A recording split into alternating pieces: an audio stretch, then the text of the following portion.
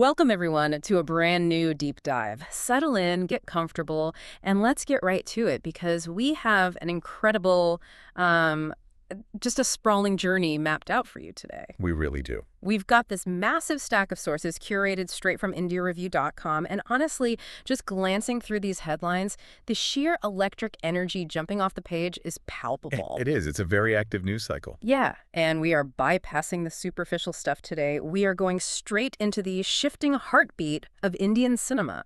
We're looking at an industry that is simultaneously hurtling toward a highly digitized, mathematically optimized future while, desperately and beautifully holding on to its deeply nostalgic sweat and tears roots. It's an incredibly rich spread of stories today.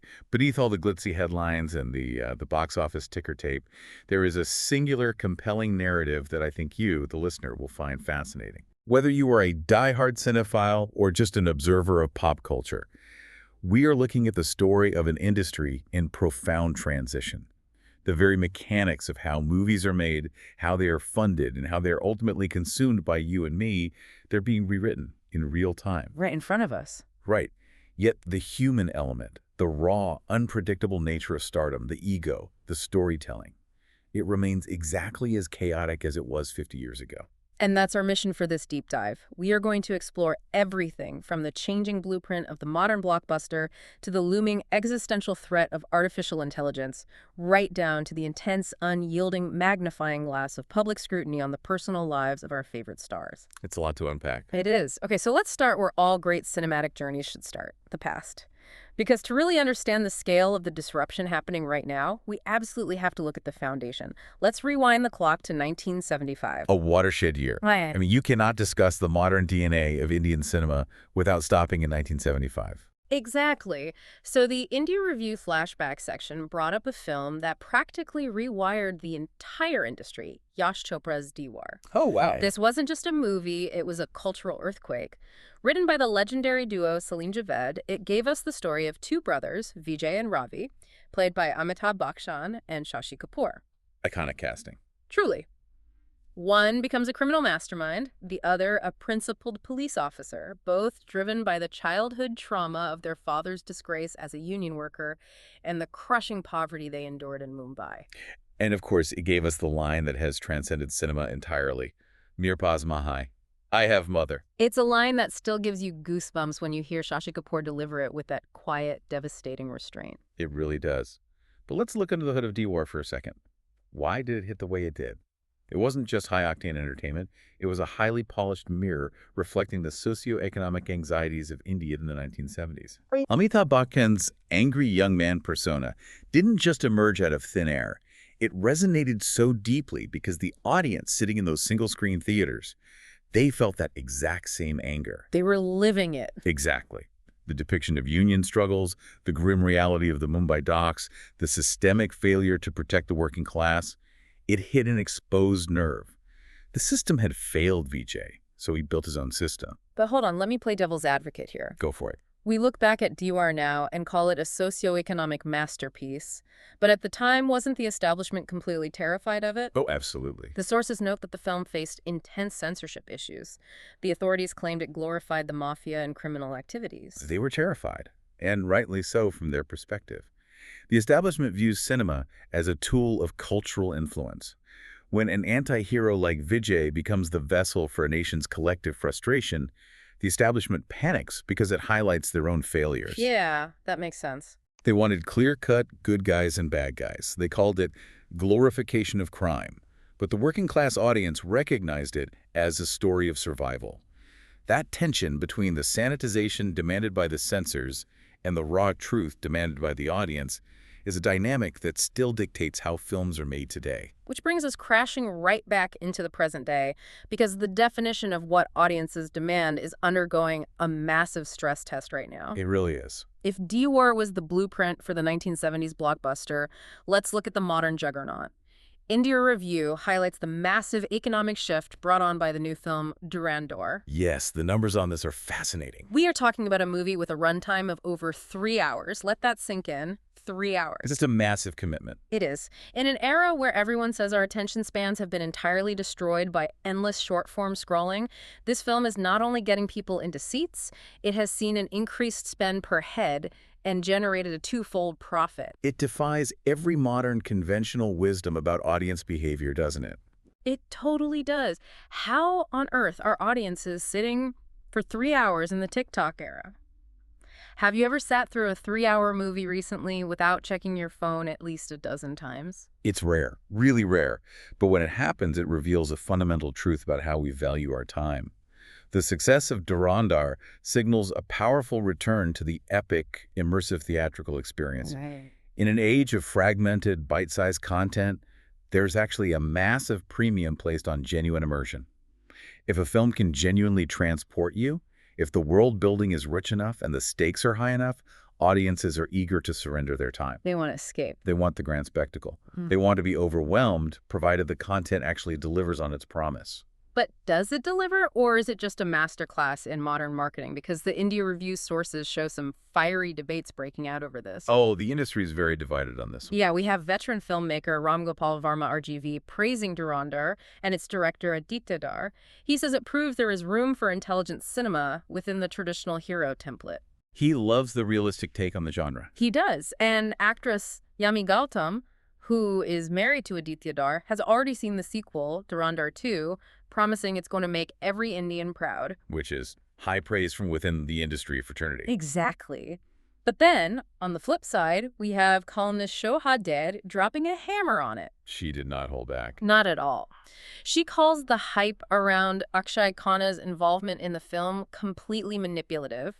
She essentially implies the marketing machinery is doing heavy lifting to manufacture a cultural moment out of thin air. So who is right here? That's what I want to know. Yeah. Are we watching intelligent cinema, or are we just being aggressively marketed to? Is the classic divide between the creator's lens and the critic's lens. Filmmakers like RGV look at the mechanical structure of the film. Right. They look at how Aditya Dar paced a 3-hour epic, how he evolved the hero template, and they respect the craft. Critics, like Shobha Dea, however, are looking at the meta-narrative. The machine behind the movie. Exactly. They are analyzing the marketing apparatus, the PR rollouts, the deliberate stoking of nostalgia. Neither perspective is inherently wrong. A modern blockbuster is simultaneously a passionate artistic endeavor and a highly calculated corporate product. And speaking of calculated corporate products, wait, I want to unpack this next point carefully because it absolutely blew my mind. The de-risking numbers. Yes. I think it fundamentally changes how you, listening right now, should look at box office numbers. Let's talk about the incredible de-risking of Bollywood.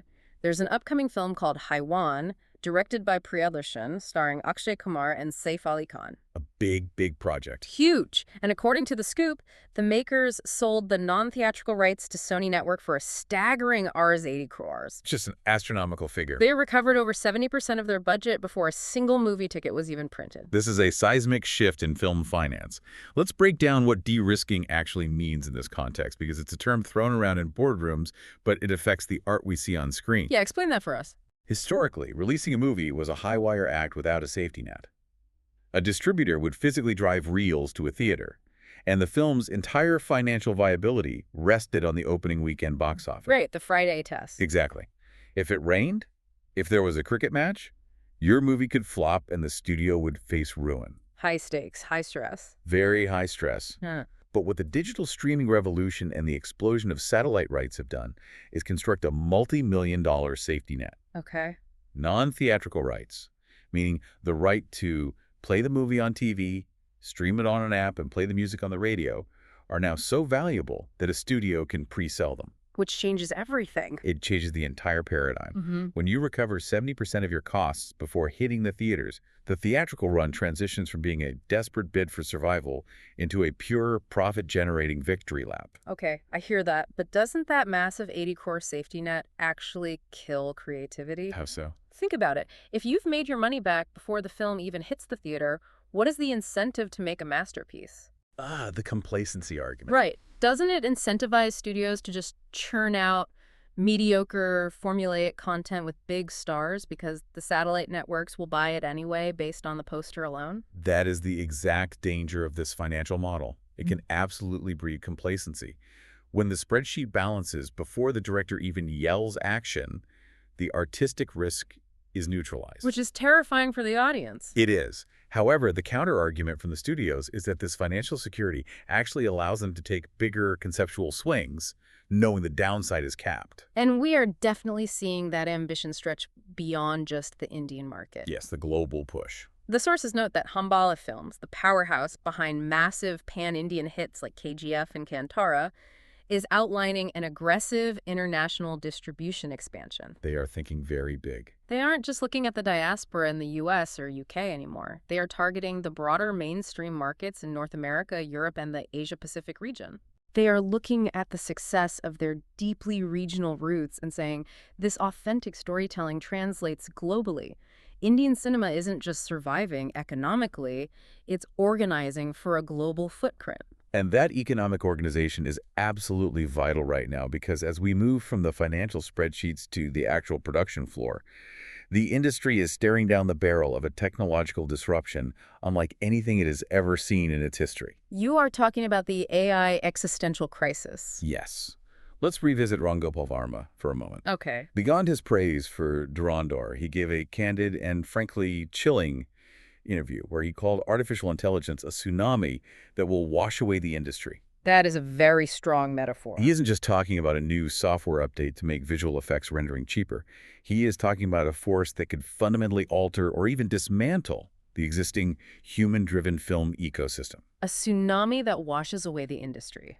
That is incredibly heavy. It forces a reckoning. I want you, the listener, to think about your favorite movie for a second. Think about the scene that made you cry or the dialogue that made you cheer. Right. Movies are fundamentally built on human emotion. It's the writer agonizing over a script at 2 a.m., the actor pulling from their own real-life heartbreak to deliver a scene.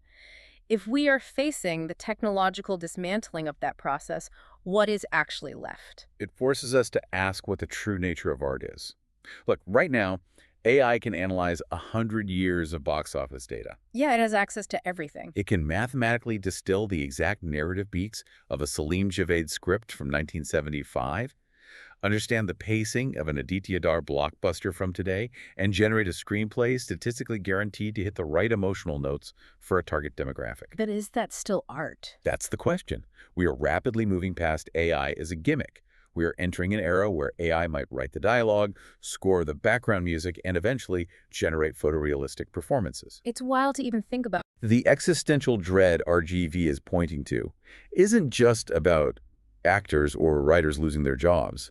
Though that economic threat is very, very real, it is a deeper philosophical anxiety about whether a machine can simulate the human soul well enough to make us feel something in a dark theater. It's terrifying. It really is. But here is where I find so much comfort in today's deep dive stack. A counterpoint to the machines. Exactly. Because right alongside this looming, sterile, server farm-generated AI tsunami, we have the incredibly visceral, sweaty, deeply physical reality of old-school filmmaking that is happening right this second. Oh, I love this story.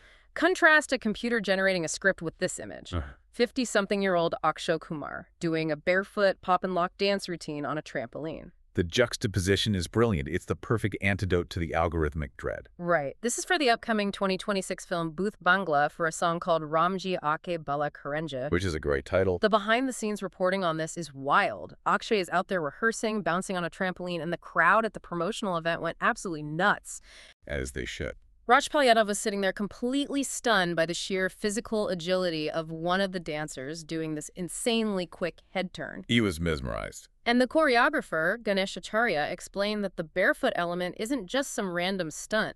It symbolizes faith and tradition within the context of the film's narrative. And this highlights the inherent limitation of artificial intelligence. This is exactly the kind of human grit that AI cannot replicate. Because there's no physical stake for a computer. Exactly. Sure, an AI can generate a flawless, physically impossible image of a man dancing on a trampoline. But it cannot capture the physical toll, the muscle memory, the years of punishing discipline required to actually execute it. It's a real sweat. The audience's reaction, Rajpal Yadav's genuine astonishment, stems from a shared unspoken understanding of human physical limitation. When we see a fellow human push past those limits, it inspires us. Yeah, it moves us. A generated image doing the same thing is just pixels on a screen.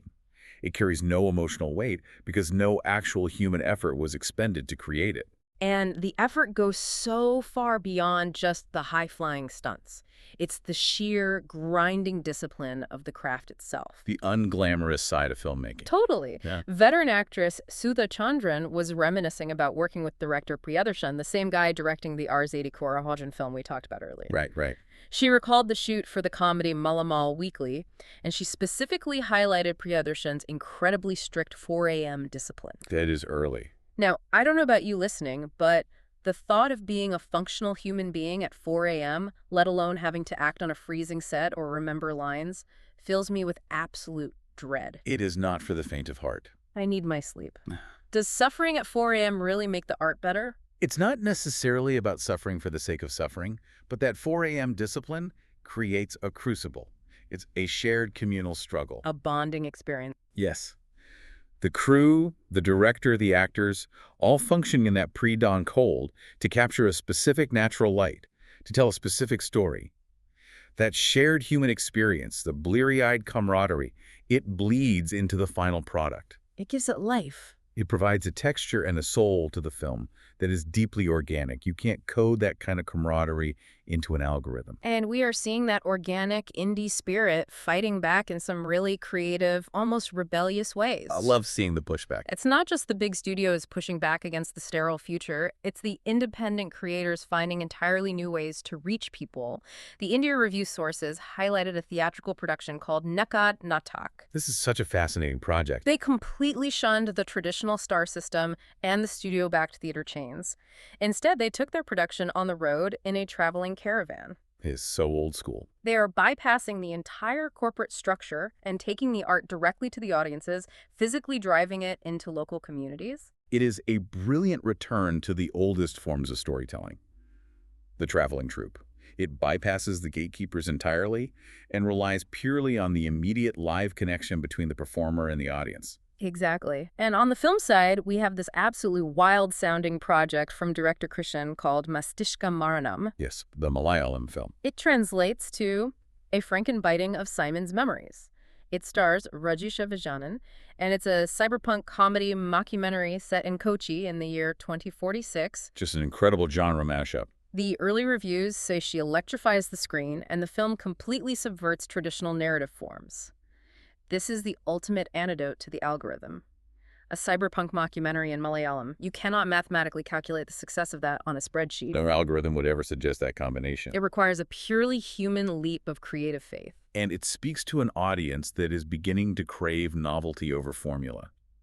If you look at the industry holistically right now, it is polarizing in a fascinating way. On one end, you have the massively de-risked, mathematically precise blockbusters aiming for the R's 80-core satellite deals. The safe bets. Right. On the other end, you have the caravans and the cyberpunk comedies taking massive, weird, creative risks. It is a very healthy ecosystem, provided both extremes are allowed to exist and find their audiences. Okay, let's transition from the mechanics of making movies to the power dynamics currently at play in the industry. Because there is a massive shift happening here, specifically regarding women on screen and the whole influencer economy bubble.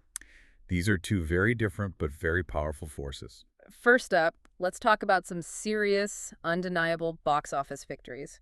Rani Mukherjee's Mardani 3 just wrapped its 4th week in cinemas and has pulled in a massive 48.6 crores. That is a phenomenal run. For an action crime thriller led by a female cop, that is phenomenal longevity at the box office. Rani herself came out and said this proves audiences are absolutely ready for women-led narratives. It is a vital moment of validation for the industry. It really is. For decades, the conventional male-dominated wisdom dictated that a female-led action film was a commercial liability. They would say, the core audience won't accept a woman beating up the bad guys. Which was always such a limiting assumption. The success of the Mardani franchise doesn't just challenge that assumption, it completely shatters it. It proves that if you provide a compelling narrative, high stakes, and a protagonist with genuine agency, Shivani Shivaji Roy is written to be as complex and formidable as any male counterpart, the audience will show up. They just want a good story. Exactly. It is about treating the character with respect, not just ticking a diversity box. I completely agree, but the journey for female actors is still fraught with exhausting double standards. Which brings us to the great motherhood debate sparked by columnist Shobha Day. This caused quite a stir. It really did. She was discussing the impact of motherhood on an actress's career, and she questioned whether stars like Katrina Kaif and Kiara Advani would be able to return to their previous status in the industry post-motherhood. It's a very loaded question to ask publicly. Now, she did praise Deepika Padukone and Priyanka Chopra, noting that they are exceptional cases who have managed to balance the demanding schedules and successfully negotiated their own terms. But she heavily implied that for others, the road back is incredibly steep. This highlights a massive double standard that the industry just refuses to shake. Think about the systemic hypocrisy here. Let's get into it. Why, in 2026, are female actors' careers still subjected to this intense, almost forensic scrutiny regarding their personal life milestones, while their male counterparts are entirely exempt? It's wild. You have male superstars in their late 50s and 60s still romancing 20-something actresses on screen, and no one questions their viability when they have kids. Exactly. When a leading male actor becomes a father, it is celebrated in the press as a wonderful addition to his persona. It supposedly adds a layer of maturity. He becomes a family man. Right. But when a female actor becomes a mother, it is immediately framed by the industry and the media as a potential career-ending obstacle. The fact that Shobha views Deepika and Priyanka as exceptional cases actually exposes the inherent flaw in the system. That they have to be exceptional just to survive it. They shouldn't have to be exceptional negotiators just to continue working in their chosen profession after having a child. The industry's infrastructure and its cultural mindset still heavily penalize women for life choices that are treated as completely natural and non-disruptive for men. It's exhausting just thinking about the mental gymnastics and the constant PR battles required to navigate that system, which is why seeing actors forcefully take back their power is so deeply satisfying. And it's very refreshing. Speaking of Deepika Padukone, she recently broke her silence on her sudden, highly publicized exit from the massive international HBO series The White Lotus. That was a huge story when it broke. It was. And she didn't get into petty details. She didn't leak rumors to the press. She simply delivered a message focused on calm, control, and confidence. Such a powerful statement. She essentially said, "I know my worth, I know my boundaries, and I am stepping away on my own terms." That takes serious spine when dealing with a global juggernaut. It is a masterclass in narrative control. Historically, when an actor departed a major studio project, the studio controlled the narrative. They would spin it.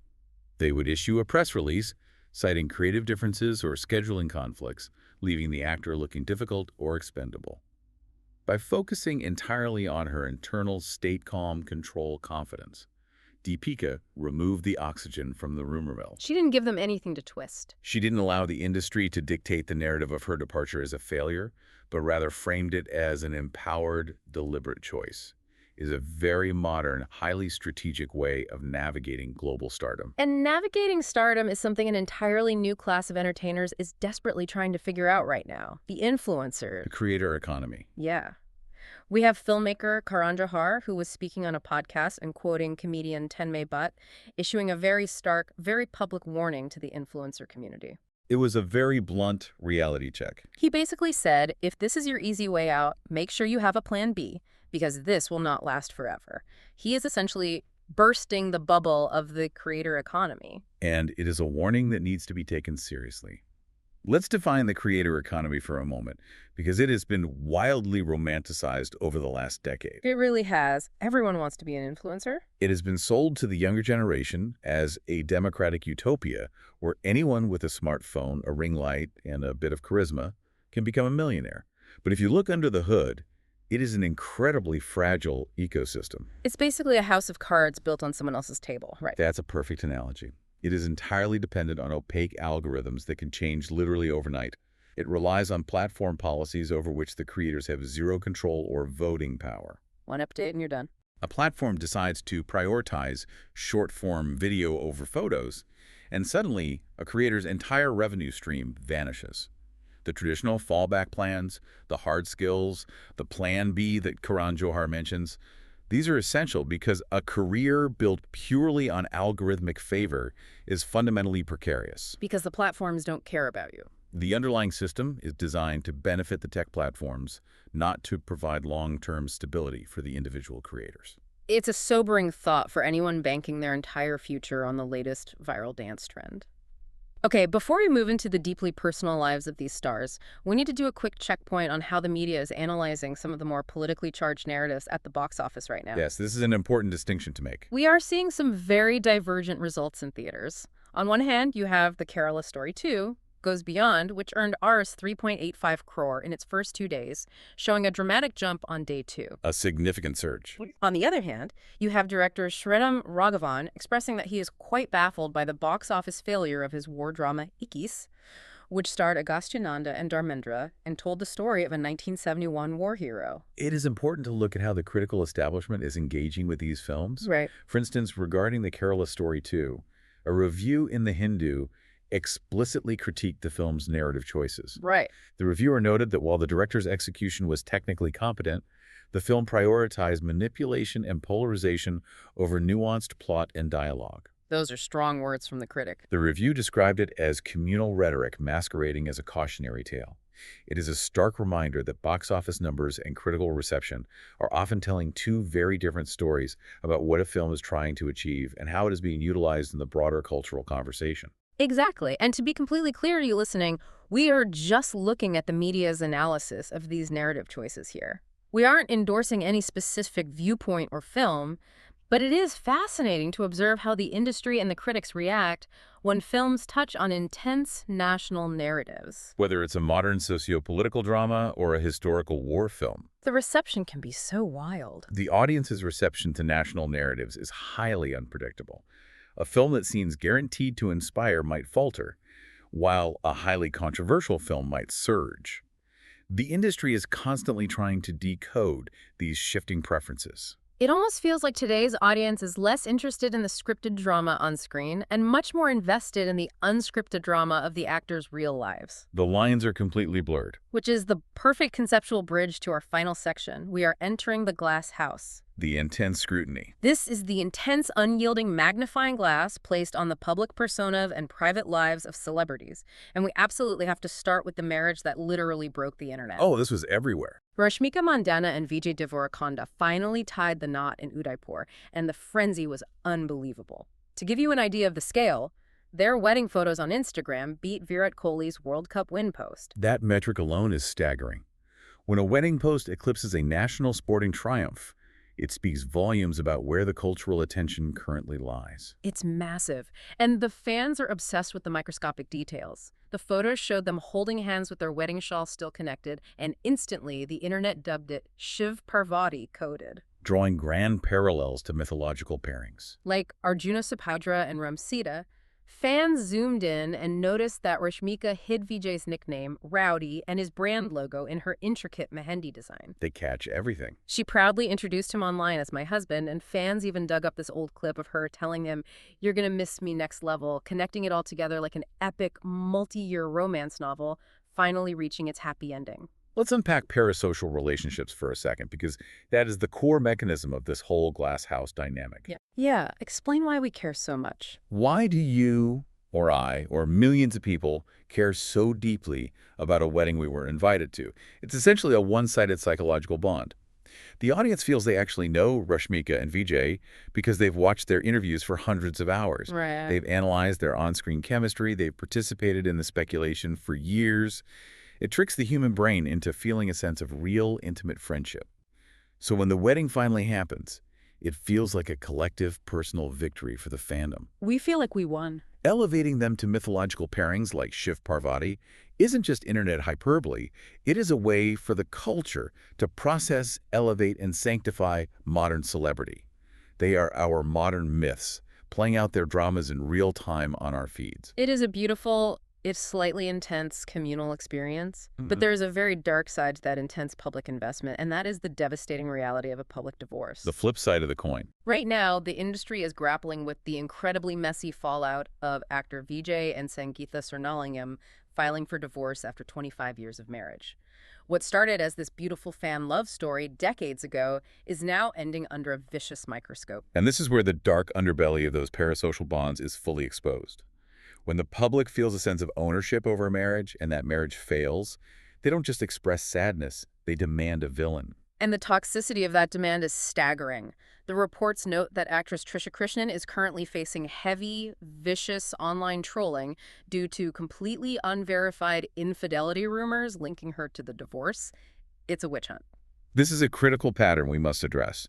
There is an inherent, deeply ingrained misogyny in how the public processes celebrity breakups. How so? When a high-profile marriage involving a massive male superstar dissolves, the public instinct is almost universally to protect the male icon's image at all costs. To do that, the blame is aggressively shifted onto the women involved. It's always the woman's fault. Whether it is the ex-wife being painted as demanding or an alleged third party being painted as a homewrecker, Trisha Krishnan being trolled is a symptom of a culture that refuses to hold its male heroes accountable, preferring instead to tear down the women in their orbit.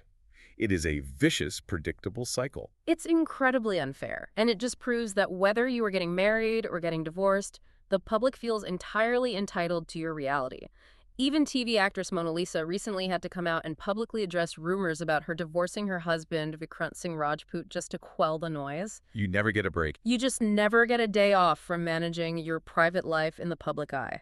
Every single move, every single facial expression is dissected. The surveillance culture is unrelenting. Unrelenting is the perfect word.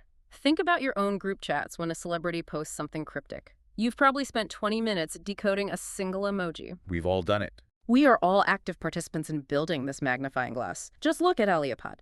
She was at the BAFTA Awards, and she was asked a very standard, fluffy red carpet question. What is your favorite movie plot twist? An easy icebreaker. She paused for a second to think and then answered, Gone Girl.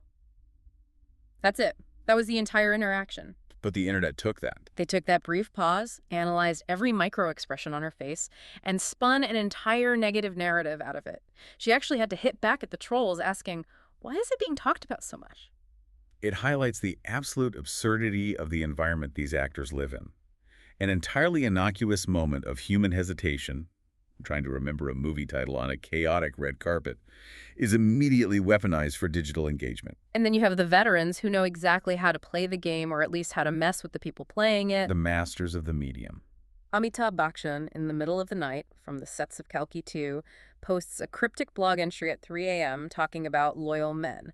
Instantly, the entire internet is awake, decoding it, analyzing it. Netizens concluding it's some sort of sarcastic wisdom aimed at someone or something specific. I can't even imagine the stress of having a random late-night thought instantly analyzed by millions of people. Sometimes a 3 a.m. thought is just a 3 a.m. thought. Although, with Mr. Bachchan, one suspects he understands exactly the kind of ripples a 3 a.m. post will cause. He knows what he's doing. He has been managing public perception for over 50 years. It is a form of engagement on his own terms, keeping the mystery alive. True. He is the absolute master of the game. But with all this digital noise, the parasocial obsession, the constant connectivity, I want to end this section with a moment that felt so deeply grounded and real. I love a parenting story. It actually ties back perfectly to our earlier conversation about the fragility of the influencer economy. It's about setting boundaries. Actress Isha Kopakar was on a podcast talking about her parenting style, and she revealed she has a strict, non-negotiable no-phone rule for her daughter on weekdays. I love this. And her reasoning is iconic. She tells her daughter, I earn through my phone, do you? What a brilliant, pragmatic approach. Isha Kopakar is drawing a crucial line in the sand. By saying, I earned through this, she is demystifying the device. She's taking away the magic. She is telling the next generation that the screen is a tool for labor, a corporate apparatus, not a substitute for actual living. In a world utterly obsessed with digital consumption and algorithmic validation, that level of practical, boundaried parenting is highly relatable and deeply necessary. It is the ultimate reality check. I earn through this, you don't. Go read a book or climb a tree. I love it. Okay, let's bring this all together. What a sprawling journey today has been. We really covered a lot of ground. We started with the gritty socioeconomic anger of the 1975 masterpiece Diwar, and we rocketed all the way to 2046 with Malayalam's cyberpunk mockumentaries. Quite the timeline. We looked at the massive Rs 80-core safety net studios are building to mathematically de-risk their blockbusters, while simultaneously facing down the looming apocalyptic threat of AI washing the whole human element of the industry away. The contrasts are so sharp. We've seen the sheer physical grit of barefoot trampoline dances at 4 a.m., the shifting power dynamics of women finally leading their own franchises, the intense devotion of fans analyzing Mehendi designs, and the toxic misogynistic fallout of public divorces. It's a lot to take in. The Indian film industry right now is this beautiful, chaotic, terrifying mix of deep tradition and unprecedented technological shift. It is an industry vibrating with change at every level.